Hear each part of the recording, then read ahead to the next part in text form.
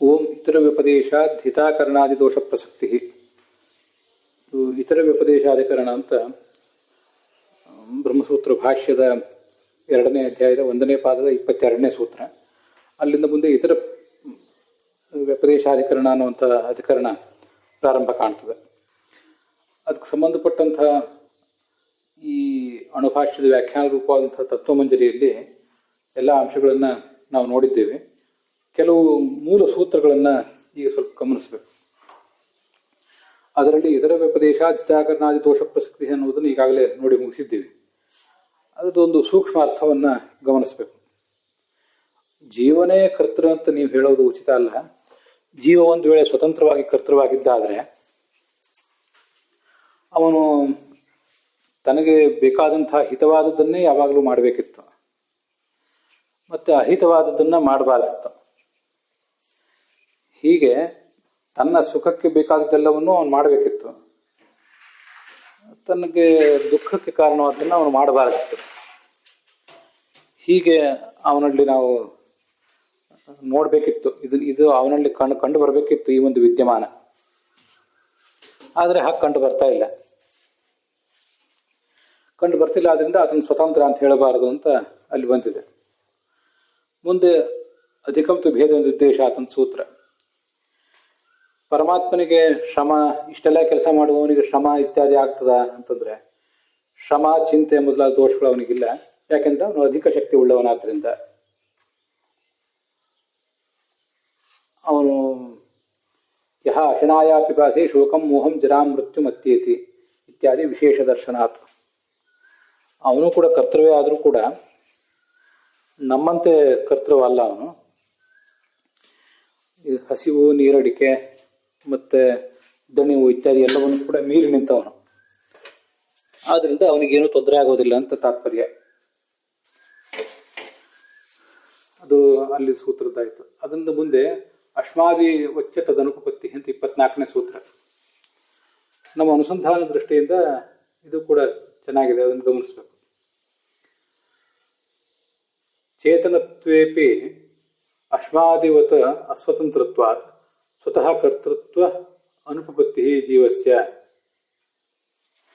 ಜೀವ ಚೇತನನೇ ಹೌದು, ಆದರೆ ಅವನು ಕಲ್ಲಿನಂತೆ ಅಂತ ಈ ಸೂತ್ರ ಅದಕ್ಕೊಂದು ದೃಷ್ಟಾಂತ ಹೇಳಿಕೊಡ್ತಾ ಇದೆ. ಕಲ್ಲು ಅಸ್ವತಂತ್ರನೇ, ಅದಕ್ಕೆ ಈ ತಾನೇ ಸ್ವತಂತ್ರವಾಗಿ ಅದು ಏನು ಕೆಲಸ ಮಾಡ್ಲಿಕ್ಕೆ ಸಾಧ್ಯ ಇಲ್ಲ. ಅದರಂತೆ ಈ ಜೀವನ ಕೂಡ ಕಲ್ಲಿನಂತೆ ಅಸ್ವತಂತ್ರ ಅಂತ ಇಲ್ಲಿ ಹೇಳಲಿಕ್ಕೆ ಹೊರಟಿದ್ದಾರೆ. ಅದಕ್ಕೆ ಮಹಾಭಾರತದಲ್ಲಿ ಬರುವಂತಹ ಒಂದು ಶ್ಲೋಕ, ಅದು ವನಪರ್ವದಲ್ಲಿ 30ನೇ ಅಧ್ಯಾಯದಲ್ಲಿ 22ನೇ ಶ್ಲೋಕದಲ್ಲಿ ದ್ರೌಪದಿ ಮತ್ತು ಯುಧಿಷ್ಠಿರ ಅವರಿಬ್ಬರ ನಡುವೆ ಬರುವಂತಹ ಒಂದು ಸಂವಾದ. ಅಲ್ಲಿ ಭೀಮಸೇನನು ಇರ್ತಾನೆ. ದ್ರೌಪದಿ ಯುಧಿಷ್ಠಿರನಿಗೆ ಅವನು ಈ ವನವಾಸ, ಅಜ್ಞಾತವಾಸ ಇಲ್ಲ ಮುಗಿದ ಮೇಲೆ ಮತ್ತೆ ರಾಜ್ಯ ಸಂಗ್ರಹಕ್ಕಾಗಿ ಪ್ರಯತ್ನ ಪಡಬೇಕು. ಅವನು ನಾವೀಗ ಹೇಗೂ ಕಾಡಿಗೆ ಬಂದ್ಬಿಟ್ಟಿದ್ದೀವಿ, ಅದರಿಂದ ಕಾಡಿನಲ್ಲೇ ಇದ್ದು ಬಿಡೋಣ ಅಂತ ಕ್ಷತ್ರಿಯ ಧರ್ಮವನ್ನು ಮರೆಯಬಾರದು ಅನ್ನುವಂಥ ಒಂದು ಕಳಕಳಿಯಿಂದ ಅವನಿಗೆ ಎಚ್ಚರಿಕೆ ಕೊಡ್ತಾನೆ. ಆ ಸಂದರ್ಭದಲ್ಲಿ ಬಂದಿರುವಂತಹ ಒಂದು ಶ್ಲೋಕ ಇದು. ಅದಕ್ಕಾಗಿ ಆ ಶ್ಲೋಕದಲ್ಲಿ ರಾಜನ್ ಅಂತ ಬಂದಿದೆ. ರಾಜನೇ ಯುಧಿಷ್ಠಿರನೇ ಅಂತ ಅವಳು ಯುಧಿಷ್ಠಿರನನ್ನು ಸಂಬೋಧಿಸ್ತಾಳೆ. ಜೀವ ತಾನು ಹೇಗಿದ್ದೀನಿ ಅಂತ ಅನ್ನೋದನ್ನ ತಾನೇ ಆಲೋಚನೆ ಮಾಡಲಿಕ್ಕೆ ತುಂಬ ಸುಂದರವಾದಂಥ ಒಂದು ಶ್ಲೋಕ ಇದು.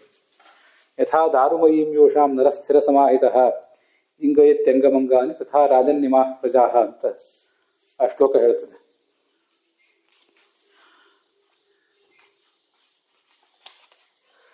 ಅಲ್ಲಿ ಕೆಳಗಡೆ ಜನಮೇಜಯನೆ ಅಂತ ಅನುವಾದ ಮಾಡಿದ್ದಾರೆ. ಅದಷ್ಟು ಉಚಿತವಾದ್ದಲ್ಲ. ಅದು ಯುಧಿಷ್ಠಿರನಿಗೆ ದ್ರೌಪದಿ ಹೇಳುವಂಥ ಮಾತು.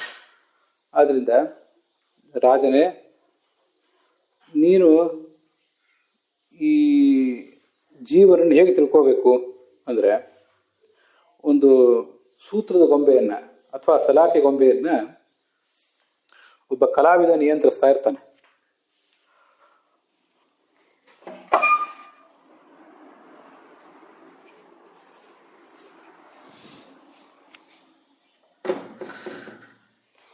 ಆ ಕಲಾವಿದ ಅದನ್ನು ನಿಯಂತ್ರಿಸುವಾಗ ತಾನು ಒಂದೇ ಕಡೆ ನಿಂತ್ಕೊಂಡಿರ್ತಾನೆ. ದಾರುಮಯೀಂ ಯೋಷಾಂ, ಕಟ್ಟಿಗೆಯಿಂದ ನಿರ್ಮಾಣ ಮಾಡಿದಂಥ ಒಂದು ಗೊಂಬೆ ಅದು. ಯೋಷ ಅಂದರೆ ಹೆಣ್ಣು ಅಂತ ಅರ್ಥ. ದಾರುಮಯಿ ಯೋಷ ಅಂದರೆ ಕಟ್ಟಿಗೆಯಿಂದ ನಿರ್ಮಿಸಿದಂಥ ಒಂದು ಗೊಂಬೆ ಅಂತ ಅರ್ಥ. ಅದೇನು ಹೆಣ್ಣೆ ಆಗಬೇಕಾಗಿಲ್ಲ, ಹೆಣ್ಣು ಗೊಂಬೆನೂ ಆಗ್ಬೋದು, ಗಂಡು ಗೊಂಬೆನೂ ಆಗ್ಬೋದು. ದಾರುಮಯೀಂ ಯೋಷಾಂ ನರಹ ಸ್ಥಿರ ಸಮಾಹಿತ. ಆ ಗೊಂಬೆ ಆಟದ ಕಲಾವಿದ ಅವನು ಸ್ಥಿರ ಒಂದೇ ಕಡೆ ಇರ್ತಾನೆ. ಚಲನೆ, ನರ್ತನ ಇದೆಲ್ಲ ಆಗುವುದು ಆ ಗೊಂಬೆಯಲ್ಲಿ, ಹೊರತು ಇವನಲ್ಲಿ ಅಲ್ಲ. ಅವನು ಸ್ಥಿರನಾಗಿರ್ತಾನೆ ಮತ್ತು ಸಮಾಹಿತ, ಏಕಾಗ್ರಚಿತ್ತನಾಗಿರ್ತಾನೆ. ಅವನು ಈ ಗೊಂಬೆಯನ್ನ ಕುಣಿಸ್ತಾನೆ. ಇಂಗೈ ತೆಂಗಮಂಗಾನೆ, ಅಥವಾ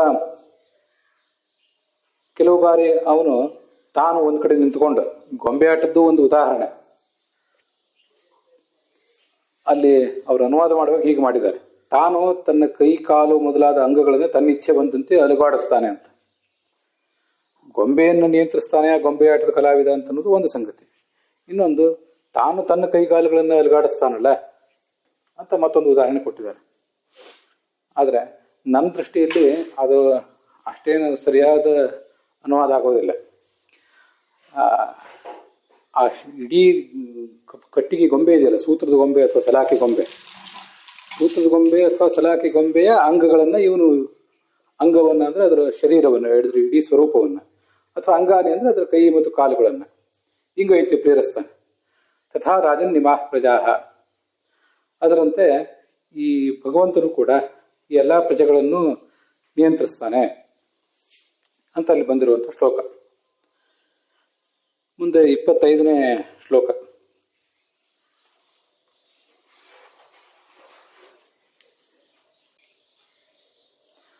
ಅಶ್ಮಾದಿವಚ್ಚ ಅಂತ ಏನು ಸೂತ್ರ ಬಂತಲ್ಲ, ಅದಕ್ಕೆ ಸಂಬಂಧಪಟ್ಟಂತೆ ಹೀಗೊಂದು ನಾವು ಅನುಸಂಧಾನ ಮಾಡ್ಕೋಬಹುದು.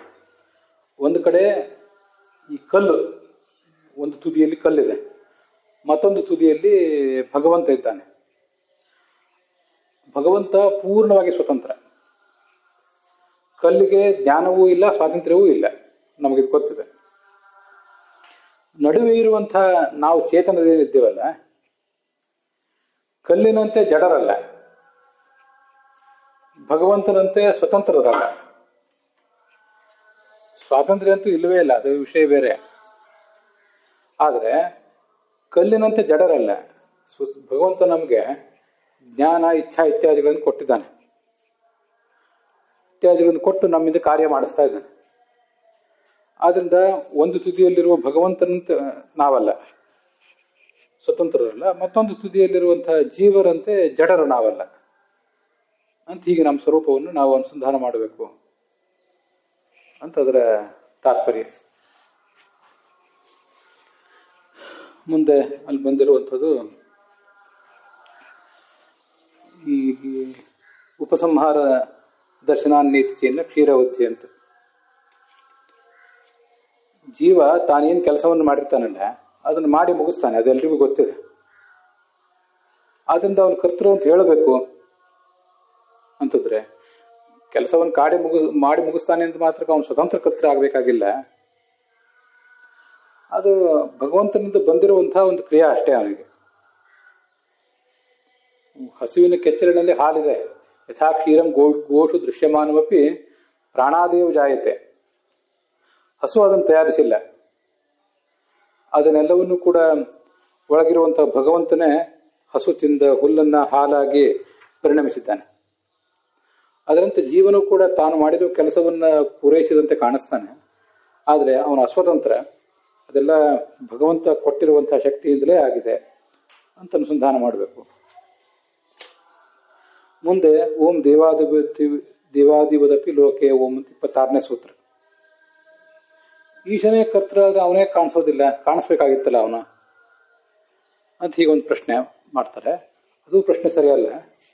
ಅನೇಕ ದೇವಾನುದೇವತೆಗಳೆಲ್ಲ ಈ ಜಗತ್ತಿನಲ್ಲಿದ್ದಾರೆ.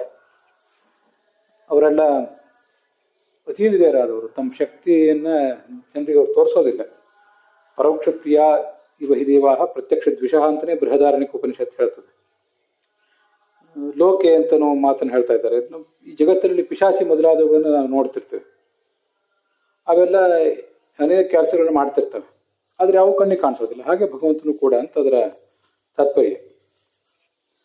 ಅದು ದೇವಾದಿವದಪಿ ಚ ಲೋಕೆ ಅಂತ ಸೂತ್ರದ ಅರ್ಥ. ಕೃತ್ಸ್ನ ಪ್ರಸಕ್ತಿ ನಿರವಯವತ್ವ ಶಬ್ದಕೋಪೋವ ಅಂತ 27ನೇ ಸೂತ್ರ. ಇದನ್ನ ನೋಡಿಯೇ ನಾವು ಮುಂದಿನ 26ನೇ ಮೂಲಕ್ಕೆ ಹೋಗಬೇಕು. ಮತ್ತೆ 25ನೇ ಮೂಲದಲ್ಲಿ ತತ್ವಮಂಜರಿಯಲ್ಲಿ ತಥಾ ಹಿತಾಕರಣ ಅಹಿತಕರಣ ಕೃತ್ಸ್ನ ಪ್ರಸಕ್ತಿಯಾದಿ ಯುಕ್ತ ವಿರುದ್ಧಂ ಅಂತ ಒಂದು ಮಾತು ಬಂದಿದೆ. ಅದರದ್ದು ಸರಿಯಾದ ಅರ್ಥ ನಮ್ಗೆ ಗೊತ್ತಾಗಬೇಕಾದ್ರೆ ಕೃತ್ಸ್ನ ಪ್ರಸಕ್ತಿ ನಿರವಯವತ್ವ ಶಬ್ದಕೋಪೋವ ಅನ್ನುವಂಥ 27ನೇ ಸೂತ್ರವನ್ನೇ ನೋಡಬೇಕು. ಜೀವನೇ ಕರ್ತ ಅಂತ ನೀವು ಹೇಳ್ತಿರಲ್ಲ, ಜೀವನೇ ಕರ್ತ ಅಂತ ಹೇಳೋದು ಉಚಿತ ಅಲ್ಲ. ಯಾಕೆಂದ್ರೆ ಈ ಜೀವ ಸ್ವತಂತ್ರ ಅಂತ ನೀವೇನಾದ್ರೂ ಭಾವಿಸುವುದಾದ್ರೆ ಅವನಿಗೊಂದು ದೋಷ ಬರ್ತದೆ ಅಂತ. ಅದೇನೆಂದ್ರೆ ಒಂದು ಬೆರಳಿನಿಂದ ಒಂದು ಹುಲ್ಲು ಕಡ್ಡಿಯನ್ನು ಅವನು ಎತ್ತಬೇಕಾಗಿದೆ. ಏಕೇನ ಅಂಗುಲಿ ಮಾತ್ರೇಣ ಪ್ರವರ್ತಮಾನೋಪಿ ಪೂರ್ಣ ಪ್ರವೃತ್ತಿ ಸ್ಯಾತ್.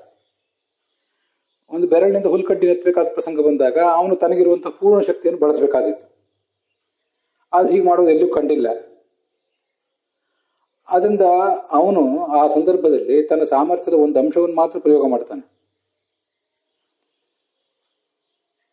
ಹಾಗೆ ನಾವು ಕಂಡಿದೆ. ಹಾಗಾದ್ರೆ ಅದನ್ನೇ ಒಪ್ಪೋಣ ಅಂತ ನೀವು ಜೀವನನ್ನೇ ಕರ್ತೃ ಅಂತ ಹೇಳೋರು ಯಾರಿದ್ದೀರಲ್ಲ, ಹಾಗೆ ಹೇಳೋಣ. ಒಂದು ಬೆರಳಿನಿಂದ ಹುಲ್ಲು ಕಡ್ಡಿ ಎತ್ತುವಾಗ ಎಷ್ಟು ಶಕ್ತಿ ಬೇಕೋ ಅಷ್ಟೇ ಶಕ್ತಿಯನ್ನು ಒಪ್ತಾನೆ, ಅವನು ಪ್ರಯೋಗ ಮಾಡ್ತಾನೆ. ಒಂದು ಬಂಡೆಕಲ್ಲನ್ನು ಎತ್ತುವಾಗ ಎಷ್ಟು ಶಕ್ತಿ ಬೇಕೋ ಅಷ್ಟು ಶಕ್ತಿಯನ್ನು ಉಪಯೋಗ ಮಾಡ್ತಾನೆ. ಯಾವ್ಯಾವ ಕಾರ್ಯಕ್ಕೆ ಎಷ್ಟೆಷ್ಟು ಶಕ್ತಿ ಬೇಕೋ ಅದನ್ನೇ ಪ್ರಯೋಗ ಮಾಡ್ತಾನೆ. ಅದನ್ನೇ ಒಪ್ಪೋಣ. ಹಾಗಾದ್ರೆ ತನ್ನ ಸಾಮರ್ಥ್ಯದ ಏಕದೇಶವನ್ನು ಮಾತ್ರ ವಿನಿಯೋಗಿಸ್ತಾನೆ ಅಂತ ಒಪ್ಪೋಣ ಅಂತಂದ್ರೆ ಅದು ಜೀವನ ವಿಷಯದಲ್ಲಿ ಸಾಧ್ಯ ಇಲ್ಲ. ಜೀವ ನಿರವಯವ. ಅದನ್ನ ಬಾಲವೇ ಶ್ರುತಿ ಹಾಗೆ ವರ್ಣನೆ ಮಾಡಿದೆ. ಅಥ ಯಸ್ಸ ಜೀವ ಸ ನಿತ್ಯೋ ನಿರವಯವೋ ಜ್ಞಾತ ಅಜ್ಞಾತ ಸುಖಿ ದುಃಖಿ ಶರೀರೇಂದ್ರಿಯಸ್ಥ ಅಂತ ಬಾಲವೇ ಶ್ರುತಿಯಲ್ಲಿದೆ. ಅವನು ನಿತ್ಯ ನಿರವಯವ ಜ್ಞಾತ್ರ, ಆದ್ರೆ ಅವನಿಗೆ ಸುಖವೂ ಇದೆ ದುಃಖವೂ ಇದೆ ಅಂತ ಹೀಗೆಲ್ಲ ಅವನಿಗೆ ವರ್ಣನೆ ಮಾಡಿದ್ದಾರೆ. ಸಹ ನಿರವಯವ, ಅವನು ನಿರವಯವನಾಗಿದ್ದಾನೆ ಅಂತ. ನಿರವಯವನಾಗಿದ್ದಾನೆ ಅಂತಂದ್ಮೇಲೆ ಅವನು ತನ್ನ ಏಕದೇಶದಿಂದ ಕಾರ್ಯ ಮಾಡೋದು ಹೇಗೆ? ಅದನ್ನು ಹೊಂದಿಸೋದು ತುಂಬಾ ಕಷ್ಟ ಆಗ್ತದೆ. ತನ್ನ ಸಾಮರ್ಥ್ಯದ ಒಂದು ಏಕದೇಶವನ್ನು ಮಾತ್ರ ಅವನು ಬಳಕೆ ಮಾಡೋದು ಹೇಗೆ ಅಂತ ನಮ್ಮ ಪ್ರಶ್ನೆ, ನಮ್ದು ಆಕ್ಷೇಪ. ಅದಕ್ಕೆ ಅವ್ರು ಹೇಳ್ತಾರೆ, ಸ್ವಾಭಾವಿಕವಾಗಿ ಅವನಿಗೆ ಅವಯವ ಇಲ್ಲದೆ ಇರಬಹುದು, ಆದ್ರೂ ಒಂದು ಉಪಾಧಿಯ ಮೂಲಕ, ದೇಹ ಅಂತಃಕರಣ ಮೊದಲಾದ ಉಪಾಧಿಗಳ ಮೂಲಕ ಅವನು ಸಾಂಶ ಆಗಬಹುದಲ್ವಾ ಅಂತಂದ್ರೆ ಅದು ಸರಿಯಲ್ಲ. ಇದೆಲ್ಲ ಉಪಾಧಿ ಖಂಡನದಲ್ಲಿ ಬಂದಿದೆ. ಆ ಉಪಾಧಿ ಅನ್ನೋದು ಸಮಗ್ರ ಜೀವನನ್ನ ಆವರಿಸ್ತದೋ, ಸಮಗ್ರ ಜೀವನನ್ನ ಆವರಿಸುತ್ತದೆ ಅಂತಂದ್ರೆ ಅಲ್ಲಿ ಅಂಶಭೇದ ಇರ್ಲಿಕ್ಕೆ ಸಾಧ್ಯ ಇಲ್ಲ. ಜೀವನ ಏಕದೇಶಕ್ಕೆ ಸಂಬಂಧಪಟ್ಟಿತದಂದ್ರೆ ಉಪಾಧಿ ಸಂಬಂಧ ಬರುವುದಕ್ಕಿಂತ ಮುಂಚೆ ಅವನಲ್ಲಿ ಏಕದೇಶ ಹೇಗೆ ಬಂತು ಅಂತ ಹೀಗೆಲ್ಲ ಪ್ರಶ್ನೆಗಳು ಬರ್ತವೆ. ಆದ್ರಿಂದ ನಿರಂಶನಾದ ಜೀವ ಉಪಾಧಿಯ ಮೂಲಕ ಸಾಂಶನಾಗಿ ಯಾವ್ಯಾವ ಕೆಲಸಕ್ಕೆ ಎಷ್ಟೆಷ್ಟು ಶಕ್ತಿ ಬೇಕೋ ಅಷ್ಟನ್ನೇ ಬಳಸ್ತಾನೆ ಅಂತ ಅನ್ನೋದು ಉಚಿತ ಅಲ್ಲ. ಆದ್ರಿಂದ ಜೀವನ ಕರ್ತೃತ್ವ ಅಂತ ಅನ್ನೋದು ಯುಕ್ತಿ ವಿರುದ್ಧ. ಕರ್ತೃತ್ವ ಇಲ್ಲೇ ಇಲ್ಲ ಅಂತಲ್ಲ, ಅದು ಭಗವಂತ ಅವನ ಕ್ರಿಯೆ ಮಾಡಿಸ್ತಾನಷ್ಟೆ ಅಂತ. ಹೀಗೆ ಈಶದತ್ತವಾದ ಕರ್ತೃತ್ವ ಅವನಿಗಿದ್ದೇ ಇದೆ. ಹೀಗೆ ಈಗ ನಾವೇನು ಕೃತ್ಸ್ನ ಪ್ರಸಕ್ತಿ ನಿರವಯವತ್ವ ಶಬ್ದಕೋಪೋವ ಅಂತಿದೆಯಲ್ಲ 27ನೇ ಸೂತ್ರ, ಅದನ್ನು ನೋಡಿದ್ದಾದ್ಮೇಲೆ ಅಣುಭಾಷ್ಯದ ವ್ಯಾಖ್ಯಾನ ರೂಪವಾದ ತತ್ವಮಂಜರಿಯಲ್ಲಿ ಈಗ ನಾವು ಈಗಾಗಲೇ ನೋಡಿರುವಂತಹ ಭಾಗ ಏನಿದೆ, ತಥಾ ಅಲ್ಲಿ 3ನೇ ವಾಕ್ಯ, ತಥಾ ಹಿತಾಕರಣ ಅಹಿತಕರಣ ಕೃತ್ಸ್ನ ಪ್ರಸಕ್ತಿಯಾದಿ ಯುಕ್ತಿ ವಿರುದ್ಧಂಚ. ಜೀವನ ಕರ್ತೃತ್ವ ಅಂತನ್ನುವುದು ಯುಕ್ತಿ ವಿರುದ್ಧ. ಯಾಕೆಂದ್ರೆ ಅವನೇ ಕರ್ತೃವಾಗಿತ್ತು, ನನಗೆ ಹಿತವಾದ್ದನ್ನೇ ಮಾಡ್ಬೇಕಿತ್ತು, ಸುಖಕರವಾದ್ದನ್ನೇ ಮಾಡ್ಬೇಕಿತ್ತು, ದುಃಖಕರವಾದನ್ನು ಬಿಡಬೇಕಿತ್ತು, ಅದು ಕಾಣ್ತಿಲ್ಲ. ಮತ್ತೆ ಕೃತ್ಸ್ನ ಪ್ರಸಕ್ತಿಯಾದಿ ಯುಕ್ತ ವಿರುದ್ಧಂಚ ಅಂತಿದೆಯಲ್ಲ, ಕೃತ್ಸ್ನ ಪ್ರಸಕ್ತಿಯಾದಿ ಅಂತಿದೆಯಲ್ಲ, ಅದನ್ನ ಕೆ ಟಿ ಪಾಂಡುರಂಗಾಚಾರ್ಯ ಅನುವಾದದಲ್ಲಿ ಹೀಗೆ ಮಾಡಿದ್ದಾರೆ ನೋಡಿ. ಜೀವ ನಿರವಯವ ಭಿನ್ನಾಂಶ ರಹಿತ ಆದ್ದರಿಂದ ಅವನು ಏಕದೇಶದಿಂದ ಪ್ರವರ್ತನ ಆಗ್ತಾನೋ ಅಥವಾ ಸಮಗ್ರವಾಗಿ ಪ್ರವರ್ತನ ಆಗ್ತಾನೋ? ಏಕದೇಶದಿಂದ ಅಂದ್ರೆ ತನ್ನ ಸ್ವರೂಪ ಇದೆ, ಅದರ ಸ್ವರೂಪದ ಏಕದೇಶದಿಂದ ಪ್ರವರ್ತನ ಆಗ್ತಾನೋ, ಪೂರ್ಣವಾಗಿ ಪ್ರವರ್ತನ ಆಗ್ತಾನೋ ಅಂತ ಈಗ ಅರ್ಥ. ಈ ಅನುವಾದ ಅರ್ಥ ಆಗಬೇಕಾದ್ರೆ ಆ ಸೂತ್ರ ಬೇಕು. ಕಲ್ಲು ಎತ್ತುವ ಕೆಲಸ ಒಂದು, ಹುಲ್ಲು ಕಡ್ಡಿ ಎತ್ತುವ ಕೆಲಸ ಒಂದು. ಅದೆಲ್ಲದಕ್ಕೂ ಕೂಡ ಯಾವ ರೀತಿಯಾಗಿ ಅವನು ಪ್ರವರ್ತನ ಆಗ್ತಾನೆ? ಪೂರ್ಣ ಸಾಮರ್ಥ್ಯದಿಂದ ಪ್ರವರ್ತನ ಆಗ್ತಾನೋ ಅಥವಾ ಅಲ್ಪ ಸಾಮರ್ಥ್ಯದಿಂದ ಪ್ರವರ್ತನ ಆಗ್ತಾನೋ ಅಂತ ಈಗ ನಾವು ಪ್ರಶ್ನೆ ಕೇಳಿದಾಗ ಜೀವನ ಬಗ್ಗೆ ನಿಮ್ಗೆ ಅದಕ್ಕೆ ಉತ್ತರ ಕೊಡ್ಲಿಕ್ಕೆ ಬರೋದಿಲ್ಲ. ನೀವು ಭಗವಂತನೇ ಕರ್ತೃ ಅಂತ ಹೇಳಿದಾಗ ಅಲ್ಲೂ ಈ ಪ್ರಶ್ನೆ ಬರ್ತದಲ್ಲ. ಮತ್ತೆ ಭಗವಂತನಿಂದ ಕೊಟ್ಟ ಕರ್ತೃತ್ವ ಬಂದಂತಹ ಕರ್ತೃತ್ವ ಜೀವನಲ್ಲಿದೆ ಅಂತ ಹೇಳಿದಾಗ ಅಲ್ಲೂ ಈ ಪ್ರಶ್ನೆ ಬರಬಹುದಿಲ್ಲ ಅಂತ ಮುಂದೆ ನೋಡೋಣ, ಅದನ್ನ ಹೇಳ್ತಾರೆ. ಅಂತ ಈಗ ಜೀವನೇ ಕರ್ತೃ ಅಲ್ಲ ಅನ್ನೋದನ್ನ ನಾವು ನಿರಾಕರಣೆ ಮಾಡಬೇಕಾಗಿದೆ. ಅದಷ್ಟೇ ಇಲ್ಲಿ ಬಂದಿರೋದು. ಆದ್ರಿಂದ ಕೃತ್ಸ್ನ ಪ್ರಸಕ್ತಿಯಾದಿ ಯುಕ್ತಿ ವಿರುದ್ಧಂ ಅಂತ ಹೀಗೆ ಅವರು ಪ್ರಶ್ನೆ ಮಾಡ್ತಾರೆ. ಅಲ್ಲೇನು ಹಿಂದೆ ಬಂದಿದೆ ಅಂತೂ ಜೀವಕರ್ತೃ ಅಂತ ಹೇಳಲಿಕ್ಕೆ ಅವನು ಹಿತವನ್ನೇ ಮಾಡಬೇಕಾಗಿತ್ತು, ಯಾವಾಗಲೂ ಕರ್ತೃವಾಗಿದ್ದರೆ ಅಹಿತವನ್ನು ಮಾಡಬಾರದಿತ್ತು. ಮತ್ತೆ ಅವನು ಒಂದು ಕೆಲಸವನ್ನು ಮಾಡಲಿಕ್ಕೆ ಪೂರ್ಣ ಶಕ್ತಿಯನ್ನು ವಿನಿಯೋಗಿಸಿ ಪ್ರವರ್ತನ ಆಗ್ತಾನೋ ಅಲ್ಪ ಶಕ್ತಿಯನ್ನು ವಿನಿಯೋಗಿಸಿ ಪ್ರವೃತ್ತಿ ಮಾಡ್ತಾನೋ ಅಂತ ಈಗೆಲ್ಲ ಪ್ರಶ್ನೆ ಕೇಳ್ತೀವಿ. ಆ ಪ್ರಶ್ನೆಗಳಿಗೆ ನೀವು ಉತ್ತರ ಕೊಡ್ಲಿಕ್ಕೆ ಬರೋದಿಲ್ಲ. ಆದ್ರಿಂದ ಜೀವಕರ್ತೃ ಅಲ್ಲ ಅಂತ ಅರ್ಥ. ಇದರ ಆಧಾರದಿಂದ ಮುಂದಿನ ಭಾಗ ಹೊರಟಿದೆ. 28ನೇ ಸೂತ್ರ ಹೊರಡ್ತದೆ. ತತ್ವಮಂಜರಿಯಲ್ಲಿ ಜೀವ ಇವ ಈಶೇಪಿ, ಜೀವನಂತೂ ಈಶನಿಗೂ ಹೀಗೆ ಆಗ್ಬೋದಲ್ವಾ ಅಂತ ಹೇಳಿದ್ರೆ ಅದಕ್ಕೆಲ್ಲ ಈ ಸೂತ್ರದ ಆಧಾರ ಬೇಕು. ಅದಕ್ಕಾಗಿ ಆ ಸೂತ್ರವನ್ನು ಇವತ್ತು ನೋಡಿದ್ದೇವೆ. ಇದರ ಮುಂದಿನ ಭಾಗವನ್ನ ಮುಂದಿನ ದಿವಸ ನೋಡೋಣ. ಅಲ್ಲಿಗೆ ಈ ಭಾಗ ಸಮಾಪ್ತವಾಗಿದೆ.